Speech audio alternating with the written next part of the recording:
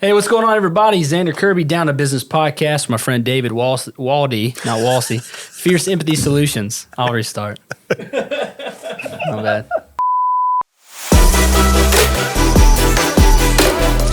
All right, hey guys, what's going on? Xander Kirby, Down to Business Podcast. Thank you for joining us today. I'm with my friend David Waldy, Fierce Empathy Solutions. I'm going to make sure I say that right. It's a mouthful at times, but it's an awesome name. So congratulations on your marketing abilities, David.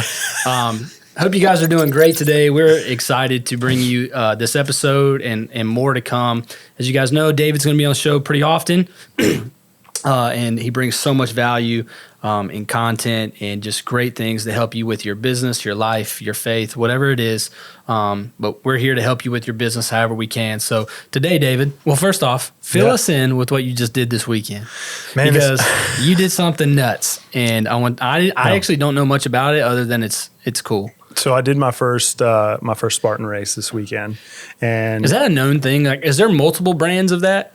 No, Spartan is Spartan's just. Like, I mean, there's like a lot the main one. There's a lot of different races that are very similar. You've probably heard like the Tough Mudder, and then there's like the Rangers do stuff, and but this one it's really cool. What's awesome about it is that there's all these different levels of people competing in different types of races. And so I did what's called the sprint this weekend, which if you're going to do, there's 3 races you can do to earn an award called a Trifecta Award. So there's a 5K, a 10K, and a half marathon. The Trifecta Award. Trifecta Award. Yep, exactly right. I like that. Sponsored by Trifecta. I love it. But it was a really humbling experience because we all have these moments where fear just comes out of the middle of nowhere and just completely dismantles us. And I'm the mindset guy. So I read your post about it, and it was. I usually go check it out on Facebook. It was a long post, but I was like pretty moved by it about it because go back to what you're saying. We were driving, and I'm very familiar with panic attacks. I had a season, years of life where it's just constant anxiety, panic attacks, things like that. And so,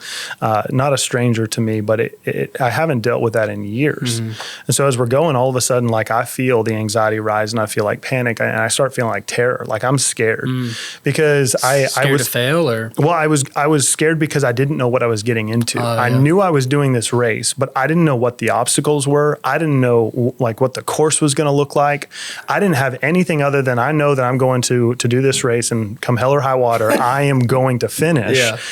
But then I started thinking, I was like, well, what if I can't finish? Like, what if I get injured? What if I'm laying there on the side and people are running past me and I embarrass myself? And just a bunch of irrational fears, but it was very sobering and humbling for me because I had to practice everything that I preach. Yeah. And it was really cool to see that even when fear comes out of the middle of nowhere, when you can focus on gratitude, you can anchor into the present moment, you can stop worrying about the future. And this is what's so true in business too, and in life, is that when you stop in your head living in the future or the past and you can anchor into the moment, you start to recognize like really everything's okay.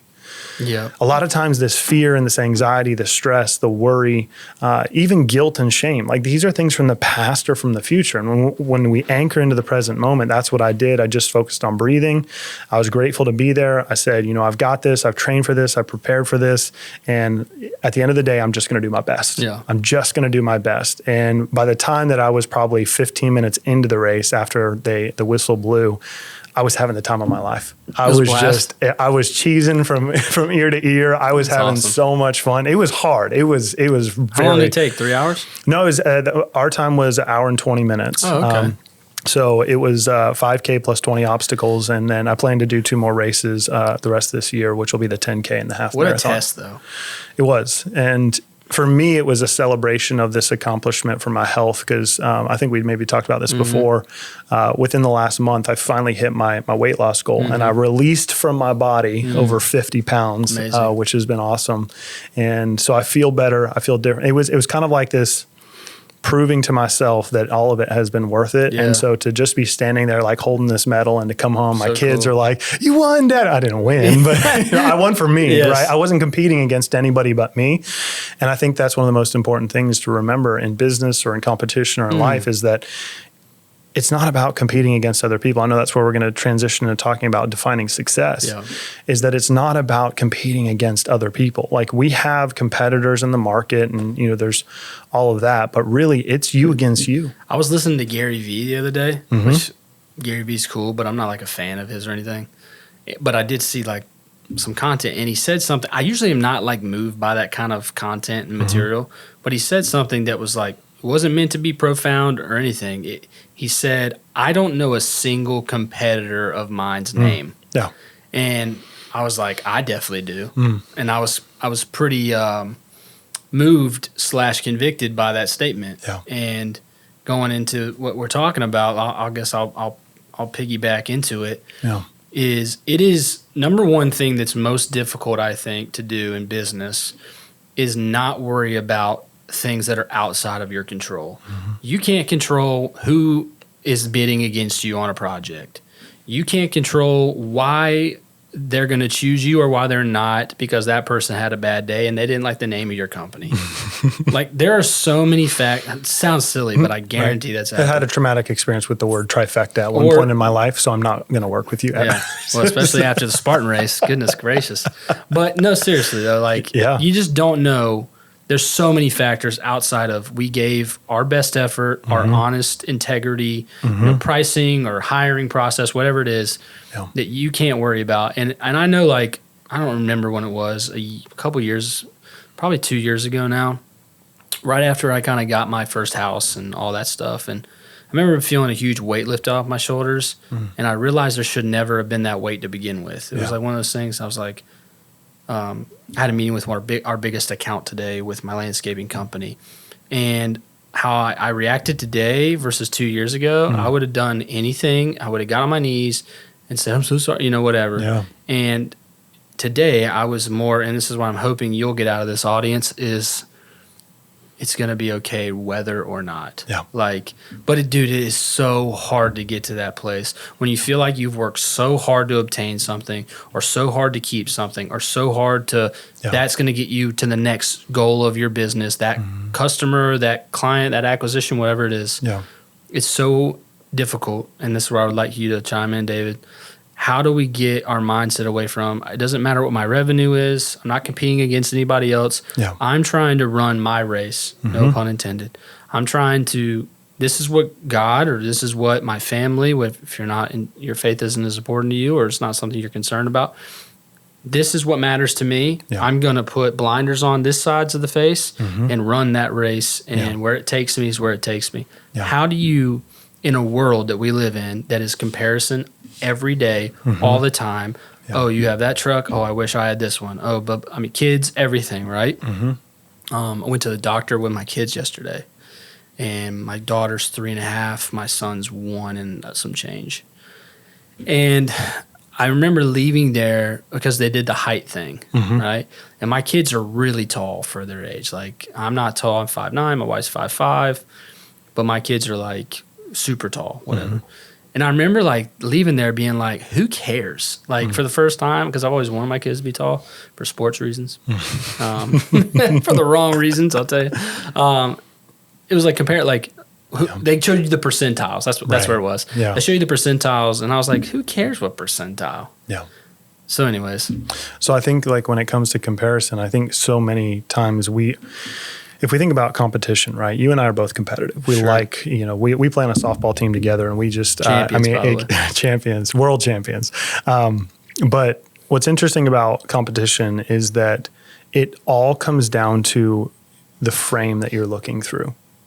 So you can compete with someone and have an admiration, a respect, an honor for what they're doing differently that challenges you to be better, or you can look at them as intrinsically better than you are, and they're a threat. So that's where, for me, when it comes to comparison, it's reframing things. It's looking at, okay, my competition in the market, I feel, and my personal opinion would be to disagree with Gary Vee just a little bit, is that I think that, and it makes more sense in localized business, is to know what your competition is doing, but not from this place of scarcity and lack. Like you're looking at, you know, what are they doing because we have to compete with them. It's saying, no, let me look at their business and say, what could maybe I learn from them that will help us do better? And that's, to me, the advancement of market and industry, is that when you have healthy competition, it's constantly forcing the competitors to be better and better and better. But what happens in a lot of businesses is that, and particularly I was going to say in its healthiest form. in its healthiest form. Yeah. But what happens to a lot of business leaders is they look at it through this frame of comparison where they feel frustrated that my competitors can do this and they're always getting the jobs and they, their trucks are wrapped and they've got all the sponsors. A lot of people could look at Trifecta or Pure or everything that you do and be like, well, Alex is just lucky, man. He's got it going on. I don't like that guy because he's winning and I'm not, right? Yeah. A lot of times we forget that when we look at business, and this firsthand, when you're looking at scaling and growing, very few people take the time to assess the cost of growth. Yeah. If you're looking at someone that's across town, let's just say that, we'll talk about landscaping companies, right? So you have a landscaping company. Let's say your top line revenue is $200,000 a year. Okay. You're making it, you might not have a lot of profit, but you're making it, right? You're making it month in and month out. And you're looking over here at, Trifecta. What's your top line ballpark? 1.6. Yeah. 1.6. So you're here at $200,000. You're looking at Trifecta at 1.6 and you're like, oh my gosh, if only I could have their facility and their equipment and their trucks and their team members and their office staff and it creates this unhealthy comparison because what you start to do is create this gap between where you're at and you feel deficient. You feel less than. You feel like I'm not winning in the way that they're winning. But the problem is, the reason I say that growth it is really challenging is that your overhead costs for being a small operation, there is strong potential for you to be exponentially more profitable than a $1.6 million top line rev 100%. Business because you have so much overhead. There's so many more variables. There's different levels of stress. Yep. You have management. You have everything to do with orchestrating this giant entity. And so where people miss it is they look at numbers most often. They're like, well, we're only generating top line rev of $200K. They're over here at 1.6. And if I want to feel more successful, I need my business to be over here.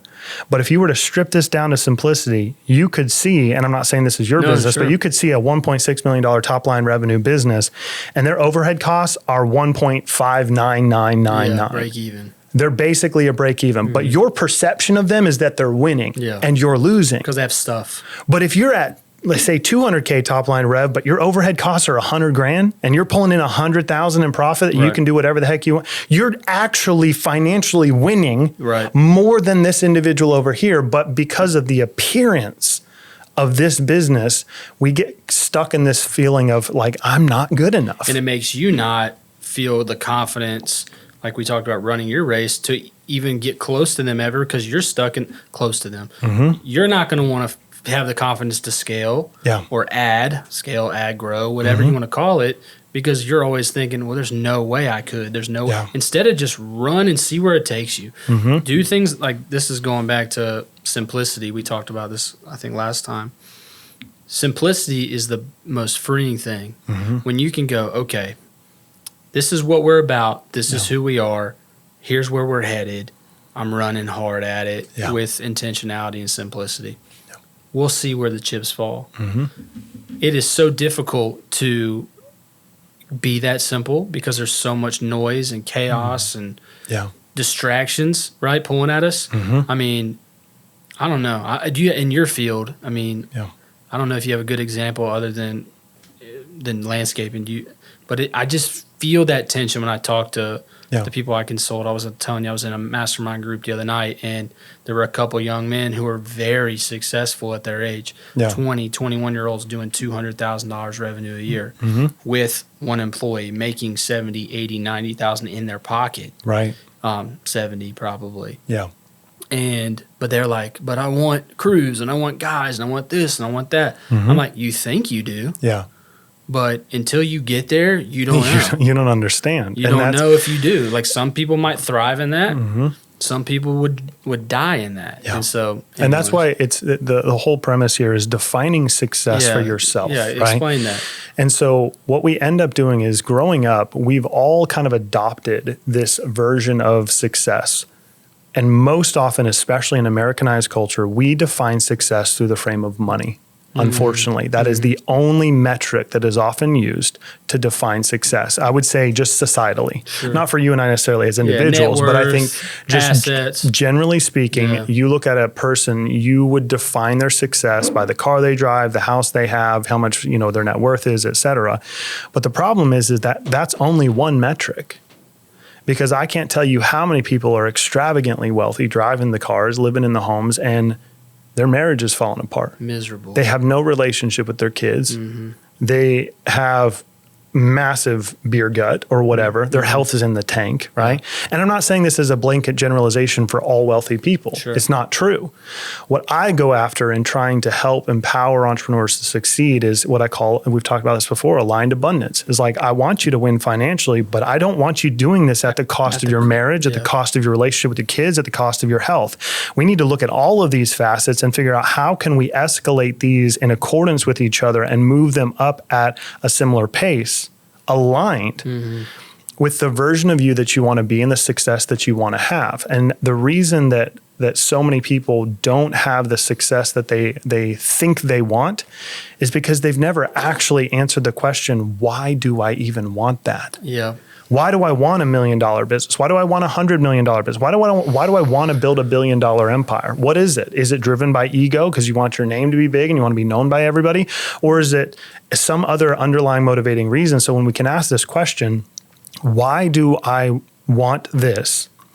And really get honest with ourselves, like in this season of life for me, Alex, big priority to me is my health, being present for my wife, being present for my kids, and being present for my clients. And I'm trying to scale all of these things creep gradually.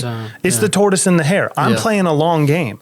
Most entrepreneurs are playing a week in, week out, month to month. How are we going to make it? I just need to survive. And they don't have the capacity to step back and say, I need to have a longer vision. Even though you don't necessarily know what's going to happen in 5 years and 10 years, it's not about the achievement of the accomplishment. It's about who are you going to be through that process.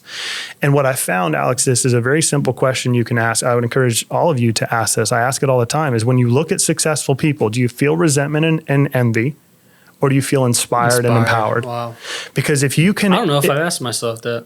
If you feel resentment and envy because you're like, we grew up with this, many of us did, is like, they're filthy rich, right? Nobody needs that kind of house. Nobody needs that kind of car. Nobody needs to have that much money. I don't even have blank. Right. They have this. I don't even have... That's that unhealthy comparison. Or you see it in relationships too. It's like, their relationship makes me sick. How much they love each other is ridiculous, right? People are projecting all of this pain and insecurity, and that's what we're doing. If you're looking at people that have achieved success in any area, in their health, in their relationships, in their wealth, that's really the three buckets, health, relationships, and wealth. Yeah.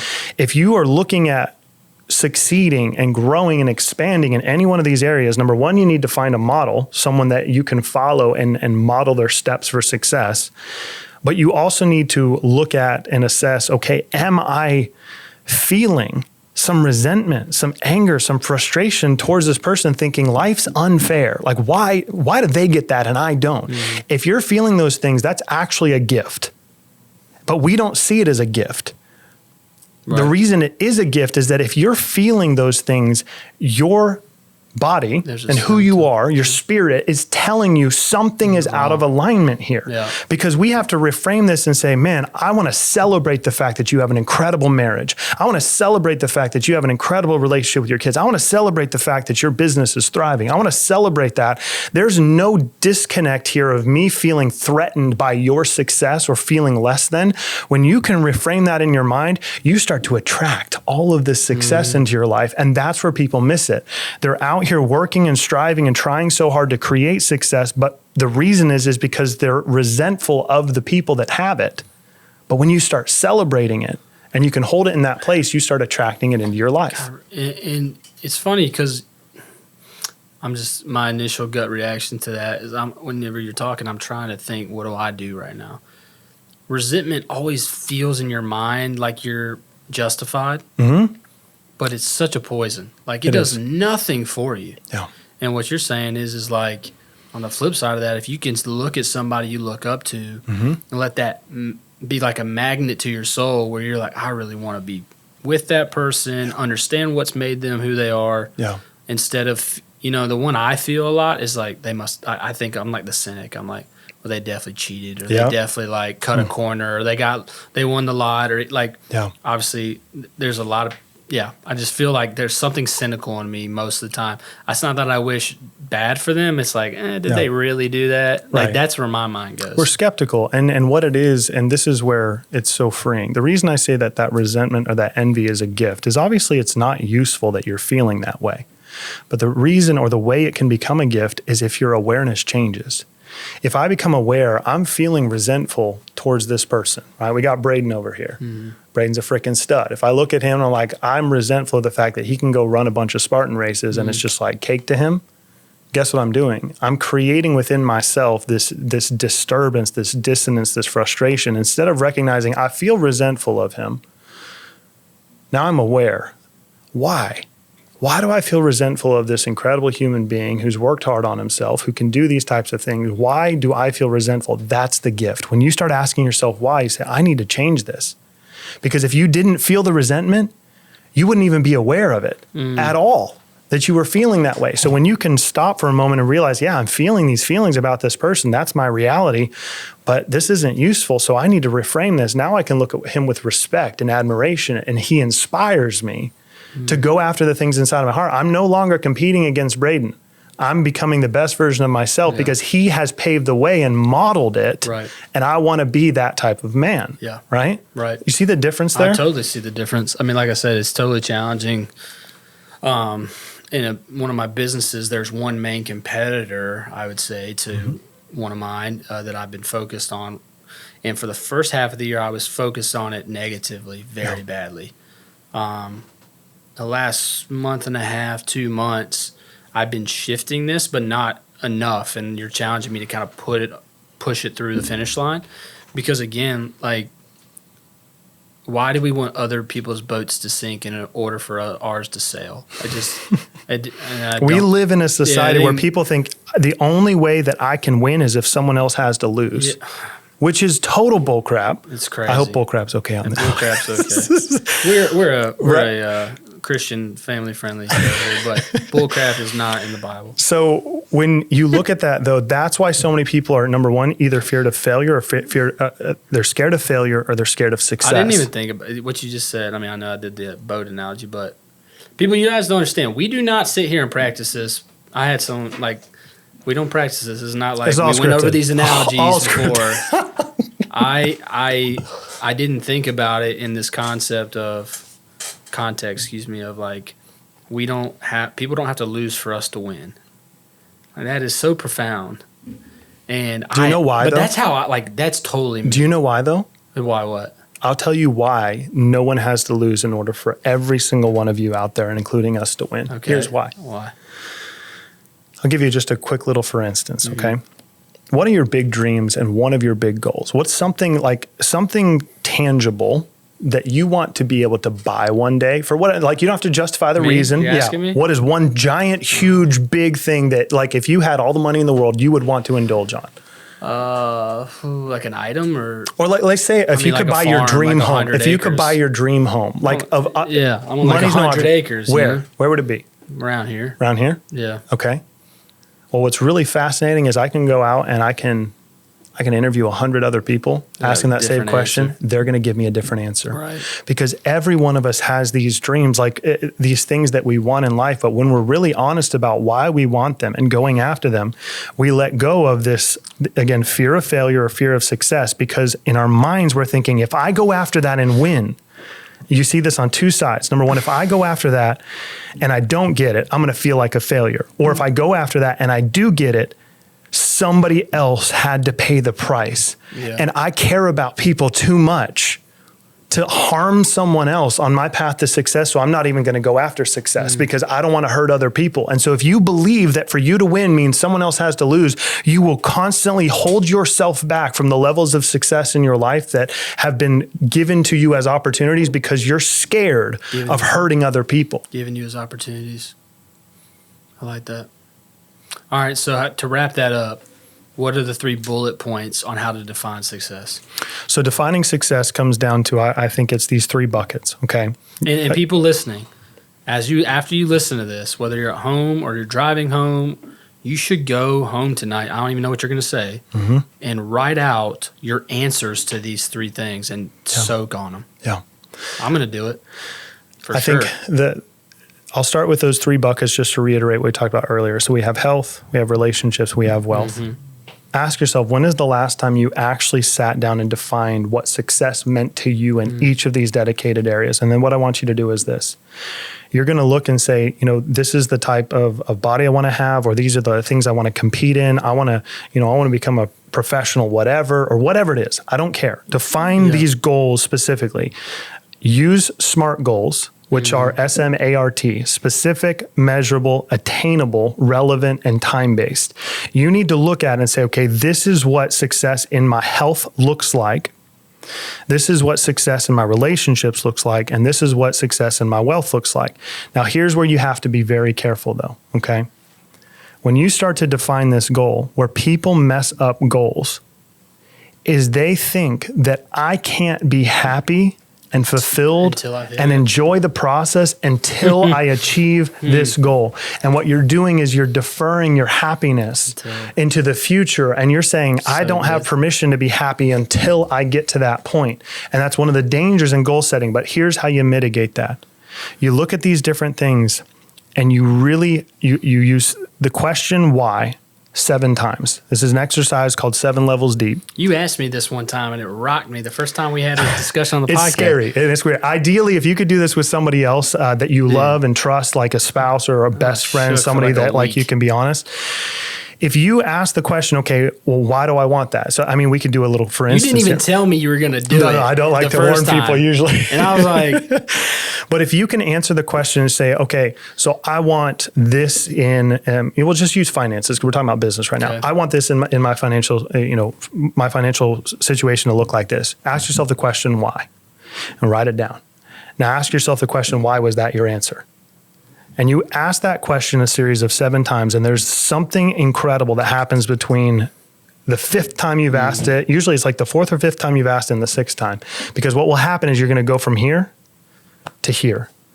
And you're going to start to realize that the reason that you haven't achieved the degree of success that you want in your life, number 1 has to do with your habits, the choices you've been making.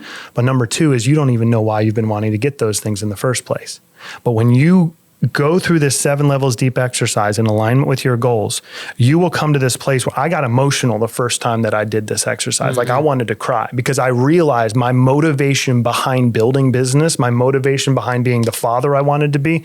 You will get these answers and you'll realize that is why I wake up every day and do what it is. Well, thanks everybody so much for listening to this episode of the Down to Business Podcast. David Waldy, Xander Kirby here. Want to make sure you guys, if you need to talk to us, DM us on social media. Hit up David, hit up myself through Pure Marketing, Down to Business. Either platform there works great. We want to talk to you and see if we can help you in any navigation through your business, through your life, whatever it is. So again, we'll see you next time. Thank you so much for listening. Make sure you like, subscribe, go to Apple Podcasts, leave us a review, and we hope you join us again. Thanks so much.